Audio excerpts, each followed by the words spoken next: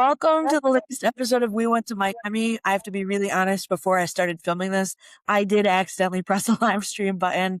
Does that make me chopped? Who's to say? Luckily, I have young blood Josh Schreiber with me on the pod, class of 2025. Josh, welcome to the podcast. Dude, thank you for having me on. In the next life, we are going to go actually live stream and start something there.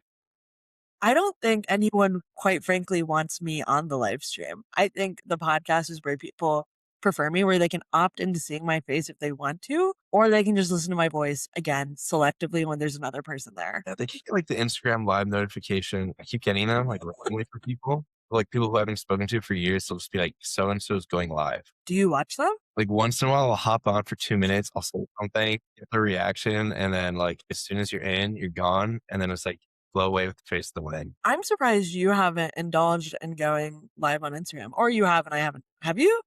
Okay, I did 3 weeks ago for a really niche random event. So I went with one of my friends to, there's a show on Broadway called Burnout. And Okay. the whole concept of it is it's 4 Australian guys, and the entire 2 hours of the show, they're doing tasks while running on a treadmill. And so like one of them's cooking like a full course meal. Another one's like doing taxes or a spreadsheet. Another one's like trying to write like music composition or a song. And the other one's just doing miscellaneous stuff, but they're like running like fully the whole time. Like And that. so like, they're running fast, like fully running. And so, Okay. I got selected to like be the one that the guy was making dinner for. And so this dude makes Whoa. a 3 for the stranger and I while he's like sprinting on a treadmill. And so I'm like, I have to go live with this because people are just going to say, what the hell? That's what I'm saying right now. I also love that, like, this is 2 minutes into the show.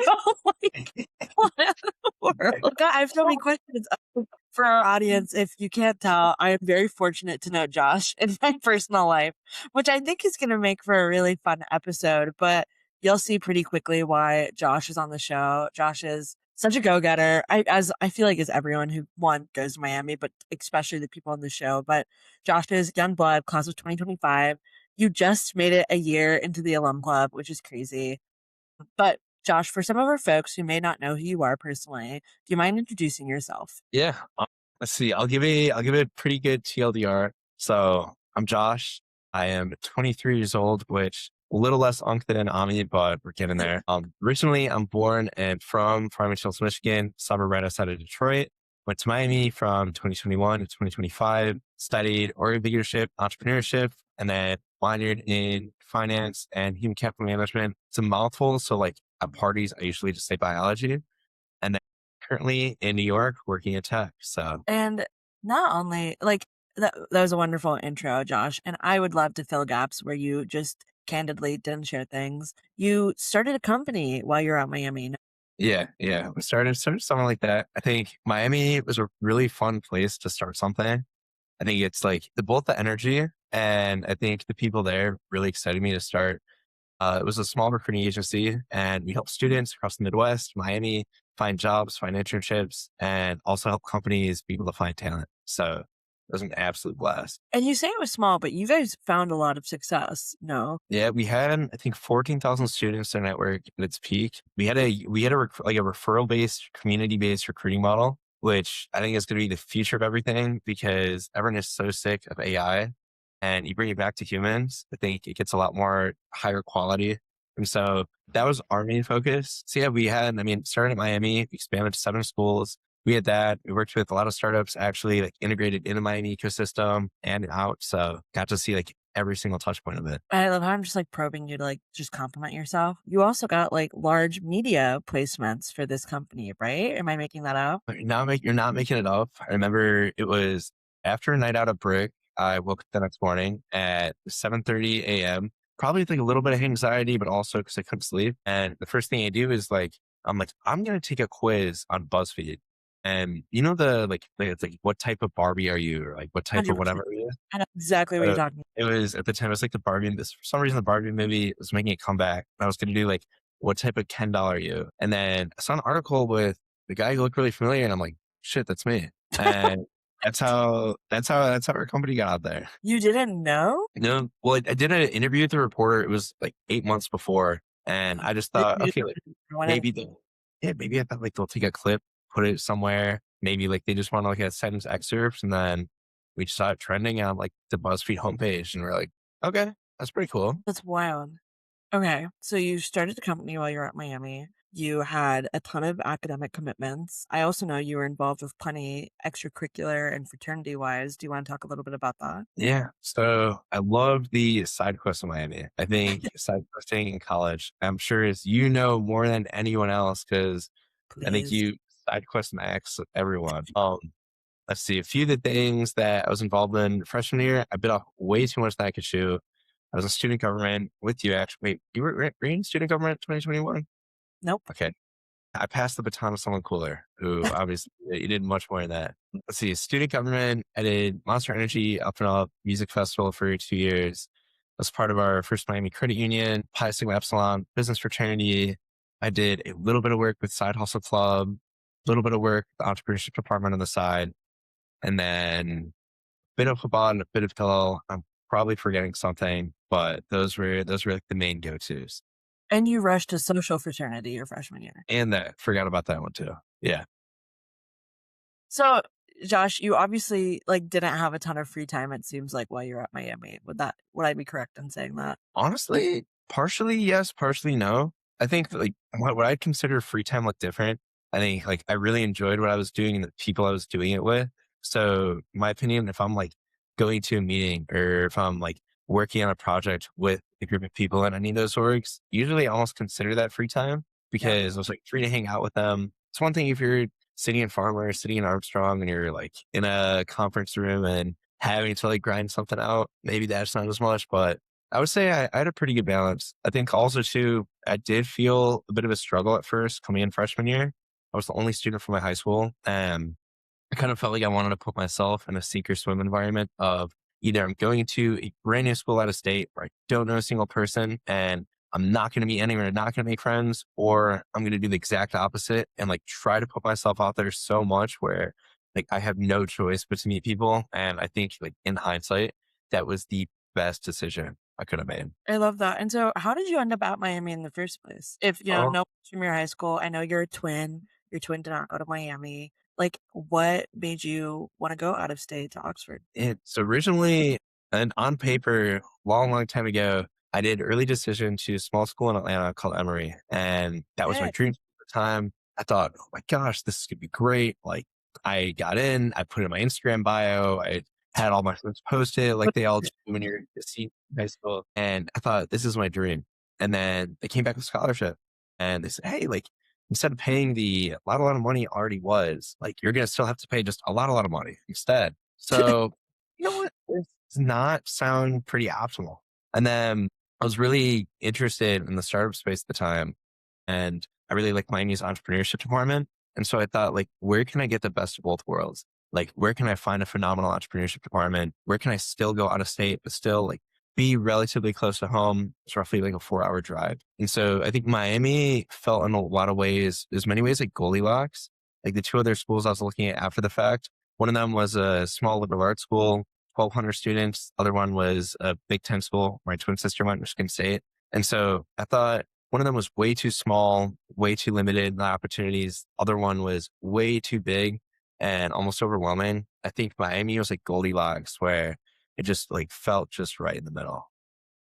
that makes sense. And now, post grad, I want to say you're based in New York, but I feel like saying that is a bit of a lie.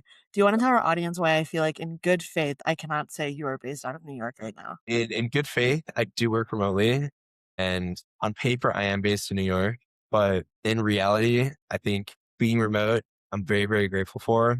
And also to have health and energy and a little bit of money at our age, I feel like you have to go out and see the world. And Yeah. so I usually, in the last year or so, since I graduated, since June 9th, 2025, I've hit 29 countries, 57 cities, 3 continents, but I like to do things here and there. Yeah, that's insane, Josh.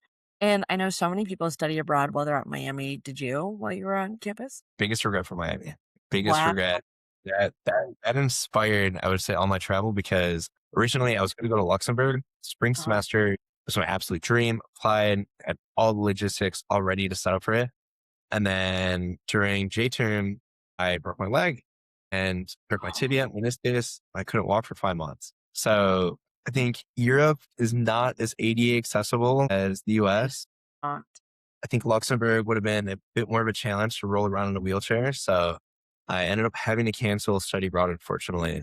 But I thought if I can't study abroad, at least I could just work abroad. yeah, that's incredible. And so, and to be clear, you said 54 countries in the past year. 29 countries and 50, I think 54 or 59 cities, somewhere in there. It's so funny. 'Cause I was literally like before we got on the pod, I went to your Shribes on Tours account to like look at the bio and be like try to get my stats in before we did this interview.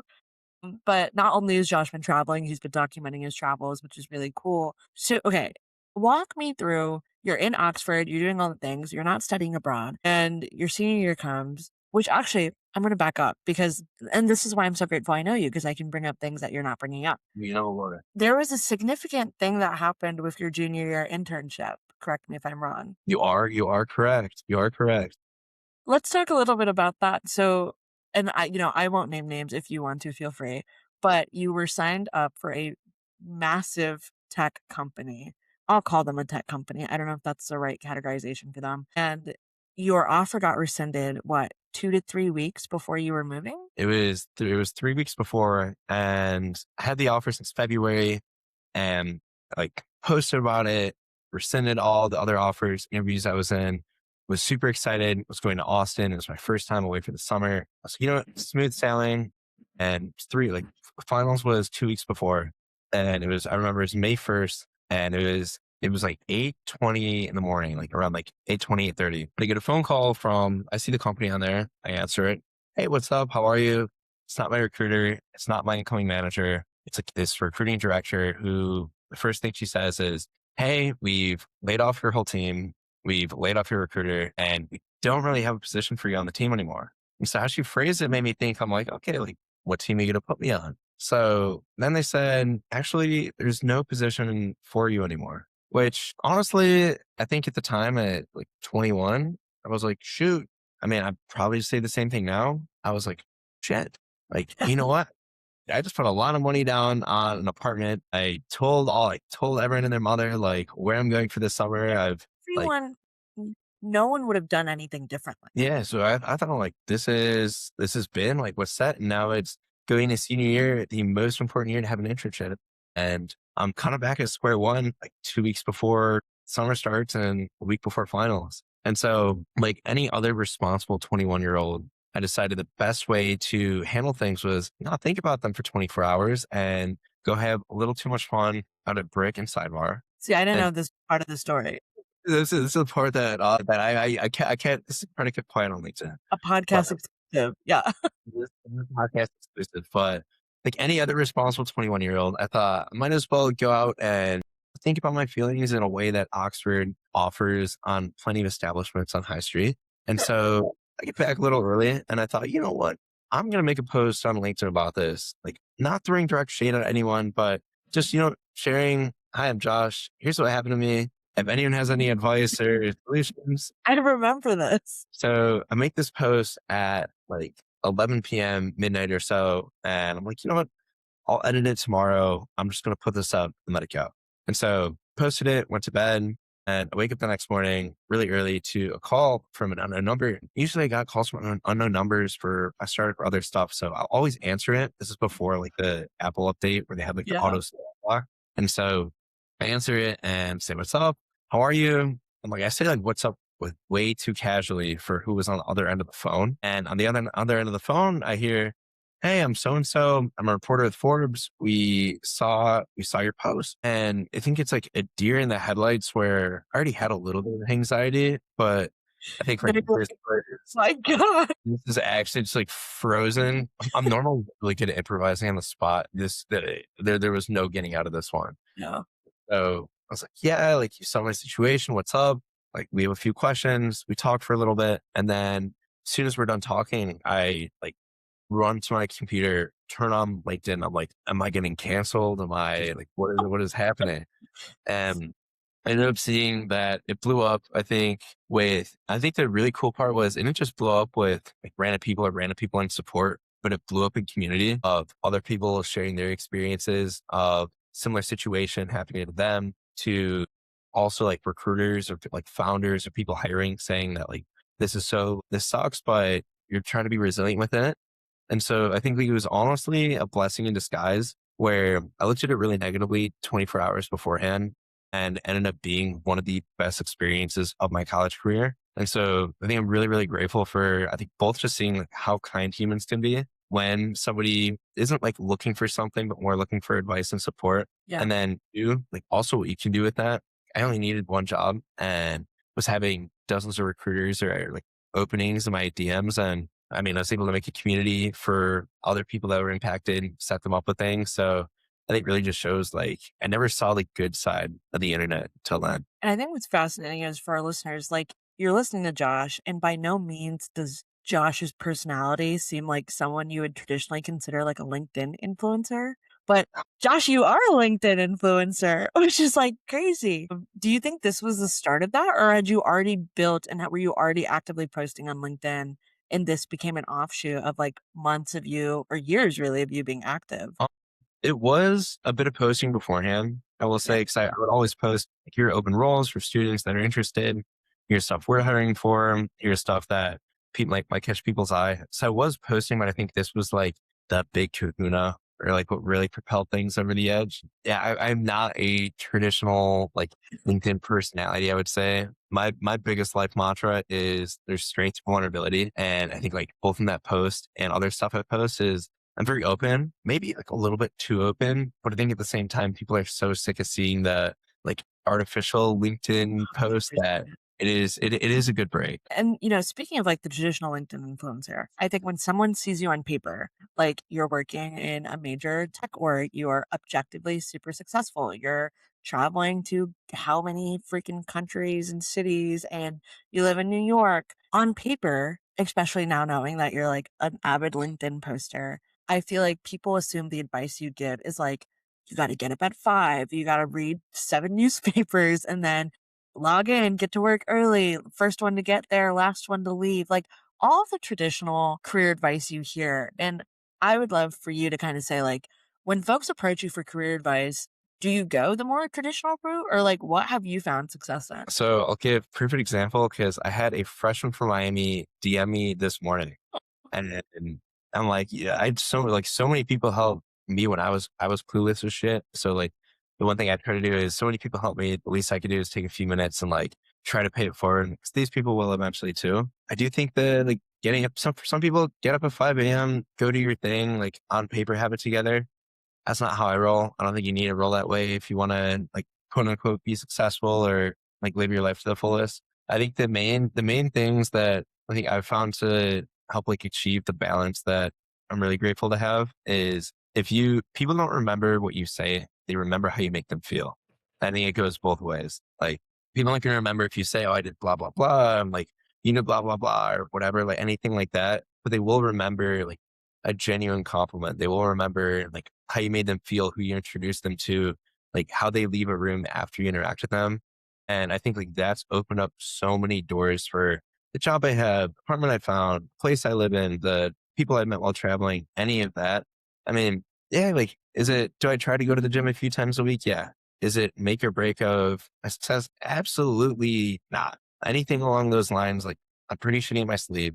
I don't really eat the best. There's some people that do, and that's what keeps them moving forward. But I really think that like there is not one definition of success, and Yeah. anyone online that's trying to influence you to one way or another, aside from trying to be a decent person, like they're doing too much. I love that. And do you think and I feel like I'm shitting on LinkedIn a lot, but like for lack of better platform, even Instagram or TikTok, I guess, but it's like your feed, and I use you royally, your feed is clogged with people trying to sell you a certain lifestyle. Do you think part of the reason you found so much success online is because you're someone that is really just be a decent person and here's what's worked for me compared to like get up at 5 a.m., chug 7 Saratoga waters and do a cold plunge and then go into the office? No way, Josh! Okay, I got this like 2 days ago. I haven't gotten about my debt. Josh is telling you that this is not the Saratoga. If you'd like to sponsor this podcast, please reach out to Miami alumni.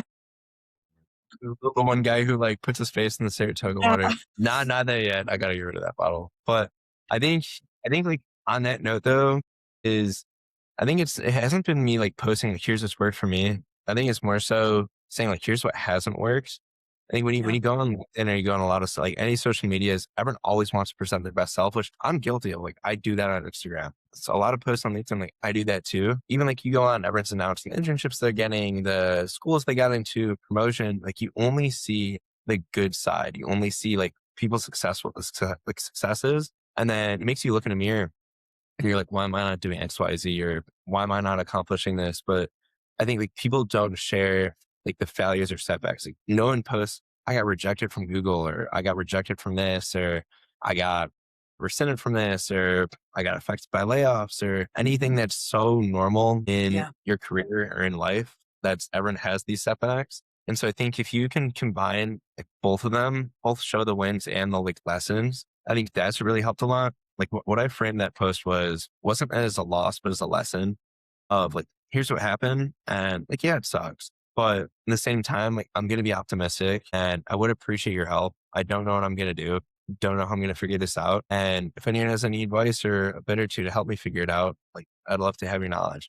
And so I think posting like that, I really think that like using your platform for that way, it opens up conversations, like both between you and anyone engaging, but also just people in general who they see that and it resonates because they don't feel like they have to put up that wall or like they have to show them like their best selves. I love that. And you mentioned with when you posted about, your internship getting rescinded, you were so blown away by just the sheer amount of community that like came together for you. Did you find that it was a large amount of Miamians that were coming for you, or was it literally just like the power of the internet? They were at like the bare minimum 50 Miami alum that were recruiters, founders, or executives that were all in a position to hire that either commented or reached out directly. And so I think that's something that I really want to touch on where when people look at Miami on paper, it might look like a smaller school. Yeah, I know we have plenty of jokes where people say we're the other Miami comparison to Florida. Yeah. But I think after graduating and after that experience, I think one of the most special things about Miami, in my opinion, is the quality of the network and the quality of the community over the quantity. And I think by having such a close knit network is people it resonated a lot more with the people that saw that post. Like when I reach out to people and saying, hey, do you have internship opening or job opening? Or hey, I'm trying to place another student and we see a fellow Miami alum, then I think it like really sets a lot more home. Like another example with it too, even today at lunch, I'm at lunch, there's two Miami alum at the company I work at. And one that I was with, he used to be chief of staff to our like CEO. He's currently a VP at Same. 27, 28 years old. And he's absolutely killing it. And our whole time at lunch, like we weren't talking about work. We weren't talking about other stuff in New York. We're catching up on stuff from Miami. I mean, asking about professors that he had that are still there. He's asking about, I mean, the stuff that we have of, I mean, his Please, pickle. almost pond and told me you're coming on the show. I would Oh, wait, I should have been like, how much you listen to Amitaj's pod? I'm like, yeah, you should yeah. you should know we went to Miami, by the way. Sorry, shameless plug. Keep going, Oh, yeah, Josh. I'll take my plug too. But Yeah. I think it's like moments like that where I really realized that like our community is a lot more in depth with each other. I think a lot more warm compared to if you're at a Big Ten school, if you're at a larger school, or yeah, you might have a lot more alum to reach out to, but there's so many other students also reaching out.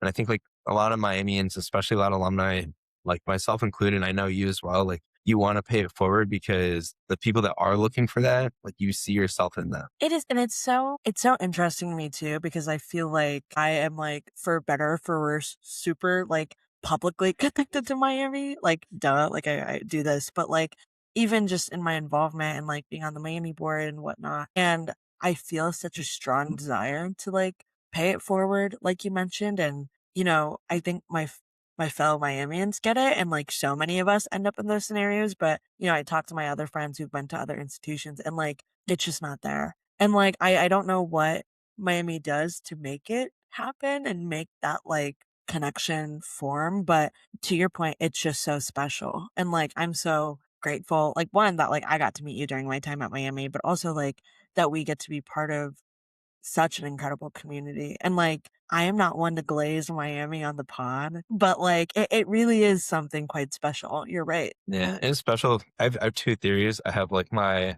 like PG theory, my PG-13 theory. My Okay. PG theory is that I think Scared. a lot of people from Miami are close because geographically, kind of in the middle of nowhere, we're in the middle of the cornfields.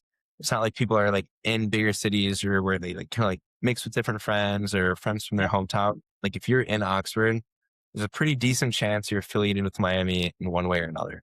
So that's like my like PG theory. A PG-13 theory, which I think we have a lot of other successful alumni, is when you are in the middle of nowhere, there's limitations on some of the stuff you can do. And so a lot of people go to a big drinking party culture. Yep. And like, yeah, drinking party is fun, but at the same time, like, what do you learn? I'm not saying encouraging people to go do it to like learn this, but the more you kind of go out and socialize, the more your social skills adapt a bit more. And then you Okay. bring those out to the real world. I think that's where a lot of That's people make. actually not a bad theory, Josh. And so that's why you see if like I think out of all of our I did this, it wasn't like an unofficial study. I looked through like a lot of our Fortune 500 C-suite that were Miami alum, and a good portion of them were in sales. And so I think Okay. like that stems, they were in sales, they were in social clubs, they were in fraternities, they were business fraternities. They were like out and about doing stuff on Miami's campus, whether like it was out on High Street or just socializing because there's just so many opportunities there. And so I think like that's my PG-13 theory of like Miami being in the cornfields, having more party culture, having more like social prone heavy culture. I think like that also leads to a lot of success for people. I love that. And honestly, that wasn't as bad as I thought it was going to be. When you said PG-13, I was like, I don't know where he's going with this, but that makes a lot of sense to me. And to bring it back to the question, I'm so glad that Miami was able to show through for you, not only like as an alum, but as a student, and that you've been able to kind of continue building and growing this audience on LinkedIn and like on your other various social platforms about who you are and in an authentic way that is just, hey, like these are the rejections I'm facing right now, or like, hey, this is what's not going great in life right now. And post grad, you end up in New York despite being remote. And I actually remember vividly when you were graduating, I was like, where are you going? What's happening? And you were like, I'm going to be in Madrid. I'm going to be in Michigan. Maybe I'll be in New York. Like, we'll see. What did that look like for you deciding to relocate to New York? Oh, good question. I think a few things. First and foremost, so I did like Europe and Asia after I graduated for 4-ish months. So from like June up until August, and then I started full time. I started full time back in my hometown of Michigan in like my family's house. And I quickly realized that some people, I think like living at home after graduating is a really good way to save money. But I think if you are living at home and you are working at home at the same time, you need to find an outlet to like get out of the house. Oh, And I was not getting out. It'd be one thing I think if I had an office or was like going somewhere during the day, that I didn't really have a separation of like work or life aside from going to the gym or maybe out to dinner. And so after a month or so, I'm like, you know what? I need to get out somewhere else. And so I thought, where's somewhere that's kind of off the beaten path? And I'm like, you know what? I'm gonna go to Brazil and Argentina, live and work there for 2 months, learn a bit of Portuguese, have a bit of fun. And I think the craziest part was I spent a month in Buenos Aires. And sure enough, when I'm there, I become friends with the Miami alum that's who graduated in 2024. And he was living and working in Buenos Aires. We'd go out for dinner, go out for stuff like that. And I think how like did you find I like posted I was there. We had a mutual friend that was in his fraternity. He reached out to him, said, "Hey, friend Josh, that's in Buenos Aires. Can I put you guys in contact?" And so That's I awesome. DM it, DM back, we became friends, and yeah, he's a dog. But I think after that, I was realizing like what's going to be the next step. And I think in your 20s, you really need to do stuff to take risks. Like you need to maximize the surface area of your luck. And people do that in all different ways. For maximizing the surface area of my luck, I realized I need to get out to a big city, and Chicago's phenomenal. Twin sisters there. But I thought if I'm going to go somewhere, like, I need to go all the way. And if I'm paying all this money, which Chicago rent's already expensive, but I thought I might as well pay the same, maybe a little bit more and be in New York. And so I thought like with New York, you have three main things: the access to people. Even if you don't have the best living situation, I mean, you see, I do not have a beautiful backdrop of a fancy living room or house. My room is 7 feet by 13 feet, but I have access to absolutely incredible people that have taught me so much. They've been able to push me to be better. You also are like in an environment where I know it can get a little toxic with the rat race. I'll say it can Yeah. get a little bit toxic, but when you're around so many people that are driven and working hard and like really trying to make the most of their day to day, I think that's the second thing, which I'm already pretty ADHD, if you couldn't tell by the podcast. And so like having that like high energy intensity, I think is really helpful. And then three, I think like being in such a smaller place or a smaller apartment at least, it's really hard to want to stay inside. It's hard to want to like stay cooped up in my room. I want to be outside. I want to be at different events, meet different people, do different things. And so I think it's almost like if you're, I'm not the most disciplined, but if I kind of make myself do things by force in this sense, I think moving to New York wasn't because I realized that it would help me unlock my full potential. I think it would scare me to realize that if I didn't do it, like there's worse that could happen. And Mm. so I think that's one of the things I've learned. I mean, I've been here for 6 months as a tomorrow, and it's very different than the Midwest. I think for the better and for the worse. But overall, I think like taking a risk in your 20s, this is one of the best ones you can take. I love that. And I mean, I've been able to see even just on your online presence how much New York has given you in return for you taking that risk. Like, didn't LinkedIn literally invite you to one of their events? Yeah. I was out there HQ month and a half. Yeah. Yeah, that's incredible. And like to think like you've only been there for 6 months and like the opportunities have already been so abundant for you. And like I'm so excited for you to like continue to like grow and like find your stride, even though you already have when you are in New York. I mean, the crazy travel. But, you know, to kind of begin wrapping up, when you look back at your time at Miami, you mentioned throughout the podcast that like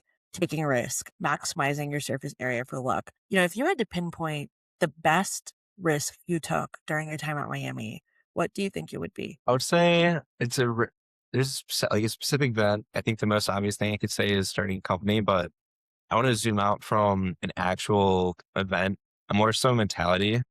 I think the number one thing that helped me with that is two words. And I'm sure you've said these two words more than enough, probably almost too much, but those two words are say yes. And I think saying yes has been the riskiest thing I've done at Miami, whether it's for joining new clubs, whether it's for, oh, you want to come to this pregame, whether it's, oh, we're doing this trip, or whether it's like, do you want to try to convince farmer entrepreneurship department to do a bunch of money and go take a trip? Like those two words of say yes, I think were the two riskiest but most rewarding things. I think it translated over. Like I would not be able to do this in New York if I didn't come into Miami and do the same thing of coming in, not knowing a soul and not knowing what I wanted to do, not knowing who I wanted to do it with. And so I think like these two words of saying yes, like really propelled risk taking because especially at Miami, it's not an artificial environment, but it's an environment that encourages you to make mistakes and encourages you to fail, it encourages you to slip up. Nothing's permanent. Don't have a mortgage. Realistically, most of us don't have a partner and don't have kids. And so I think like Miami gives an environment where you can fail fast, but you can fail forward. Mm. And so I think like those two things by saying yes, there are plenty of things I said yes to. In hindsight, I definitely should have said no to. Like probably said yes to way too many nights going out, probably said yes to joining way too many clubs or said yes to way too many projects. But I think out of those, like the stuff I was able to learn, both like what I love doing, also stuff I didn't like doing, I think saying yes, it would not be possible without those two words. I love that. And I think our listeners are really going to benefit from hearing that. Obviously, We Went to Miami is a podcast for all, but we do target younger alumni through the show. And I think so many people need to hear that. And I think when you graduate and you end up in the abyss of post grad, like it's hard to remember your college self and like personality wise. Obviously, the memories live with you, but like the failsafe of having Miami does translate into your 20s and your early 30s, I think. And a lot of people don't recognize that. So I know a lot of people are going to really appreciate hearing that from you. To round us out, every podcast we end with a rapid fire, Josh. So I'll go easy on you, but to start us off, and we ask this every single guest. Do you ever go easy on me?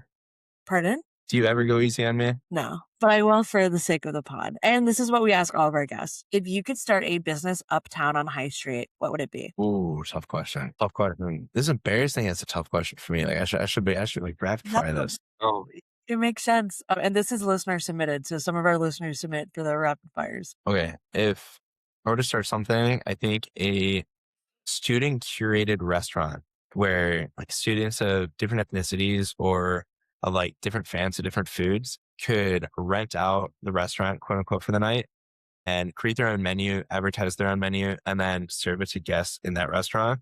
Okay. I think that'd be really cool. Just to, like switch things up. I like it because I feel like Oxford actually somehow has a very diverse cuisine scene, but I feel like a student run concept would be fun. And I'm shocked we actually don't have anything like that. Good answer. Now, Josh, if I know you're only a year post grad, but if you had to describe the perfect day in Oxford, what would yours be? Oh, a perfect day in Oxford. Many of those, many not so perfect days, but an absolutely perfect one would be a Saturday in mid-April before it gets way too humid, but it's already like, it's not too close to finals. So you don't feel the stress, but Mhm. it's like past spring break where like all your like midterm exams are kind of out of the way. It's like, give it like mid-April, 75 degrees. You wake up, it's 9 a.m. The birds are chirping and the grass is green. You see it's a sunny day. Your friends text you. You want to come to this event? We have a bar rental. Go there for a little bit, hang out, get a tough guy, get a trash can or something. Go Mhm. to beat for a bit. You see your friends, see the funky costumes, hang out on High Street. You see families walking around. You see live music that's in the amphitheater. You sit on the grass, you take in the vibes, you take a little snack, you scurry off to go either to, I think, trying to think of food.